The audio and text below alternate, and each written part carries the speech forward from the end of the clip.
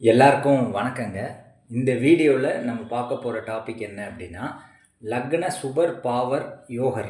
அதாவது ஒரு லக்னத்தை எடுத்துக்கிறீங்க, அந்த லக்னத்துக்கு சுப கிரகம் எது, அசுப கிரகம் எது, யோகம் பண்ணக்கூடிய கிரகம் எது, இதை கண்டுபிடிக்க போகிறோம். இதுதான் இன்றைக்குரிய டாப்பிக்கு. இது ரொம்ப எளிமையாக நான் சொல்கிறேன், புரிகிற மாதிரி இருக்கும், பாருங்கள். இப்போ லக்ன சுபர் எப்படி கண்டுபிடிக்கிறதுனா, ஒரு லக்னத்துக்கு 1, 5, 9ஆம் அதிபதிகள் லக்ன சுபர். இப்போ உதாரணத்துக்கு மேச லக்னம் அப்படின்னா, மேச லக்னத்துக்கு 1ஆம் அதிபதி செவ்வாய், 5வது ராசி சிம்ம ராசி, அதனுடைய அதிபதி சூரியன், 9ஆம் ராசி தனுசு ராசியினுடைய அதிபதி குரு. அப்போ செவ்வாய், சூரியன், குரு மூணுமே லக்ன சுபர்கள். சிம்பிளாக சொல்லணும் அப்படின்னா, லக்னத்துக்கு 1, 5, 9ஆம் அதிபதிகள் சுபர்கள். லக்ன பாவர்கள் யார் அப்படின்னா, 3, 7, 11ஆம் அதிபதிகள் லக்ன பாவர்கள். எந்த லக்னமாக இருந்தாலும். இப்போ உதாரணத்துக்கு மேச லக்னம் அப்படின்னா 3ஆம் அதிபதி புதன், அது மிதுன ராசி. 7வது ராசி துலாம், அதனுடைய அதிபதி சுக்கிரன். 11ஆம் ராசி கும்பம், அதனுடைய அதிபதி சனி. அப்போ புதன், சுக்கிரன், சனி மூணுமே லக்ன பாவர்கள். லக்ன சுபர்கள் செவ்வாய், சூரியன், குரு லக்ன சுபர்கள். அப்போ எந்த ஒரு லக்னமாக இருந்தாலும் 1, 5, 9ஆம் அதிபதிகள் லக்ன சுபர்கள், 3, 7, 11ஆம் அதிபதிகள் லக்ன பாவர்கள். இது சிம்பிள் கான்செப்ட். எந்த லக்னமாக எடுத்தாலும் இதை கேரண்டியாக சொல்லுங்கள், தப்பு வராது. இன்னும் டெப்த்தாக போய் சொல்லணும் அப்படின்னா, இதை 2 விதமாக பிரிக்கிறோம். ஒற்றைப்படை லக்னம், இரட்டைப்படை லக்னம் அப்படின்னு பிரிக்கிறோம். ஒற்றைப்படை லக்னம் அப்படின்னா 1, 3, 5, 7, 9, 11ஆம் அதிபதிகள். இரட்டைப்படை லக்னம் அப்படின்னா 2, 4, 6, 8, 10, 12 இந்த ராசிகள் இரட்டைப்படை ராசிகள். அது லக்னமாக வரும்போது அது இரட்டைப்படை லக்னம் அப்படின்னு எடுத்துக்கிறோம்.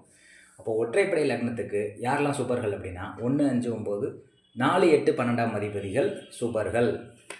இரட்டைப்படை லக்னத்துக்கு 1, 5, 9ஆம் அதிபதி, 2, 6, 10ஆம் அதிபதி சூப்பர்கள். இதில் வராதது பாவர்களாக எடுத்துக்கிறோம். இப்போ உதாரணத்துக்கு ஒற்றைப்படை லக்னத்தில் எது வரல, 2, 6, 10, 3, 7, 11 வரல, அது லக்ன பாவர்கள். இரட்டைப்படை லக்னத்தில் எது வரல, 3, 7, 11, 4, 8, 12 வரல, இது பாவர்கள், லக்ன பாவர்கள்னு எடுத்துக்கோங்க. லக்ன சுபர்கள் வராத பிளேசஸ் லக்ன பாவர்களாக நீங்கள் எடுத்துக்கோங்க, அவ்வளோதான். அப்போ சிம்பிளாக சொல்லணும் அப்படின்னா 1, 5, 9ஆம் அதிபதிகள் லக்ன சுபர்கள், 3, 7, 11ஆம் அதிபதிகள் லக்ன பாவர்கள். எந்த லக்னமாக இருந்தாலும் இது சிம்பிளிஃபைடாக நீங்கள் புரிஞ்சுக்கோங்க. டெப்த்தாக போகும்போது ஒற்றைப்படை லக்னத்துக்கு 1, 5, 9, 4, 8, 12 சுபர்கள். இரட்டைப்படை லக்னத்துக்கு 1, 5, 9, 2, 6, 10 சுபர்களாக வரும். இதில் வராதது லக்ன பாவர்களாக நீங்கள் எடுத்துக்கோங்க. கான்செப்ட் புரிஞ்சதா? இன்னும் ஒரு தடவை நீங்கள் செக் பண்ணி பாருங்கள் ஒவ்வொரு லக்னத்துக்கும். இப்போ வேற ஒரு லக்னம் எடுத்துக்கிடுவோம். இப்போ உதாரணத்துக்கு மிதுன லக்னம் எடுத்துக்கிடுவோம். மிதுன லக்னத்துக்கு 1, 5, 9னா யார் வருவா? மிதுன ராசி அப்படிங்கிறது 1வது ராசி, அதனுடைய அதிபதி புதன். 5வது ராசி துலாம், அதனுடைய அதிபதி சுக்கிரன். 9ஆம் ராசி கும்பம், அதனுடைய அதிபதி சனி. அப்போ புதன், சுக்கிரன், சனி இந்த மூணுமே சுபர்கள். எது மிதுன லக்னத்துக்கு. அது ஒற்றைப்படை லக்னமாக இருக்கிறதுனால 1, 5, 9, 4, 8, 12 நீங்கள் எடுத்துக்கலாம். அதுவும் சுபர்களாக தான் வரும். சிம்பிளாக சொல்லணும்னா 1, 5, 9ன்னு எடுத்துக்கலாம், புரிகிற மாதிரி இருக்கணும் அப்படின்னா. அதில் இல்லாதது லக்ன பாவர்களாக நீங்கள் எடுத்துக்கோங்க. இது புரியுதான்னு பாருங்கள். லக்ன யோகர் அப்படின்னா என்னென்னா, திரியோணஸ்தானம்னு சொல்லக்கூடியது 1, 5, 9, கேந்திரஸ்தானம்னு சொல்லக்கூடியது 1, 4, 7, 10 இந்த ரெண்டையுமே கனெக்ட் ஆகிற மாதிரி ஒரு கிரகம் வருது அப்படின்னா அதுதான் யோகர் அப்படின்னு சொல்கிறோம். அவ்வளோதான் லாஜிக்கு. இப்போ மொத்தம் 12 லக்னம் இருக்கா? 12 லக்னத்தில் ஒரு 6 லக்னத்துக்கு யோகர் வராது. ஆனால் சாஃப்ட்வேரில் யோகர் அப்படின்னு போட்டிருப்பாங்க. அது எதை யோக கிரகம்னு போட்டிருப்பாங்கன்னா 5, 9 யோகராக போட்டிருப்பாங்க. லக்னத்துக்கு 5ஆம் அதிபதியும் 9ஆம் அதிபதியும் யோகர் அப்படின்னு போட்டிருப்பாங்க. அது தவறானது, யோகர் கிடையாது. அது லக்ன சுபராக தான் நம்ம எடுத்துக்கணும். யோகர் அப்படிங்கிறது கேந்திரத்தையும் திரிகோணத்தையும் கனெக்ட் பண்ணக்கூடியது தான் யோகர் அப்படின்னு எடுத்துக்கிறோம். அப்போ எந்தெந்த லக்னத்துக்கெலாம் யோகர் கிடையாது அப்படின்னா, மேசம், விருச்சிகம், அதாவது செவ்வாய் குறிக்கக்கூடிய லக்னங்களுக்கு யோக கிரகம் கிடையாது. அதே மாதிரி உபய லக்னங்கள்னு சொல்லக்கூடிய மிதுனம், கன்னி, தனுசு, மீனத்துக்கு லக்ன யோகர் கிடையாது. ஆனால் சாஃப்ட்வேரில் போடப்பட்டிருக்கு, யோகர்னு கொடுக்கப்பட்டிருக்கு. அது என்னென்னா 5ஆம் அதிபதியும் 9ஆம் அதிபதியும் யோகராக கொடுத்துருப்பாங்க. அவ்வளோதான் லாஜிக்கு. அது யோகர் கிடையாது என்னை பொறுத்தளவில். இந்த 6 லக்னங்களுக்கு மட்டும்தான் யோகர் இருக்குது. இந்த 6 லக்னத்தை மனப்பாடம் பண்ண தேவையில்லை. அது என்னென்ன அப்படின்னா, சுக்கிரனுடைய லக்னம் என்ன? ரிஷபம், துலாம். சனியினுடைய லக்னம் என்ன? மகரம், கும்பம். சூரியன், சந்திரனுடைய லக்னம் என்ன? கடகம், சிம்மம். இது மட்டும்தான் யோகத்தை குறிக்கக்கூடிய லக்னம். இந்த லக்னத்துக்கு தான் யோகர் இருக்காங்க அப்படின்னு எடுத்துக்கலாம். அது எப்படின்னா கேந்திரத்தையும் திரிகோணத்தையும் கனெக்ட் பண்ணணும். இப்போ ரிஷப லக்னத்துக்கு பார்த்தீங்கன்னா 9ஆம் வீடு 10ஆம் வீடு வந்து சனியினுடைய வீடாக வரும். அப்போ 9ங்கிறது திரிகோணம், 10ங்கிறது கேந்திரம், ரெண்டையும் கனெக்ட் பண்ணுறதுனால சனி வந்து யோகர் ரிஷப லக்னத்துக்கு. கடக லக்னத்தை எடுத்துக்கிட்டிங்கன்னா 5ஆம் இடம் வந்து விருச்சிகமாக வரும், 10ஆம் இடம் வந்து மேசமாக வரும். அப்போ 5ங்கிறது திரிகோணம், 10ங்கிறது கேந்திரம், ரெண்டையும் கனெக்ட் பண்ணுறதுனால செவ்வாய் வந்து யோகர் கடக லக்னத்துக்கு. சிம்ம லக்னத்துக்கு 4ஆம் இடம் வந்து விருச்சிகம், 9ஆம் இடம் வந்து மேசம். அப்போ 4, 9 கனெக்ட் பண்ணுறதுனால செவ்வாய் தான் இதுக்கும் யோகர். கடகத்துக்கும் சிம்மத்துக்கும் செவ்வாய் தான் யோகர். ஏன் யோகர்?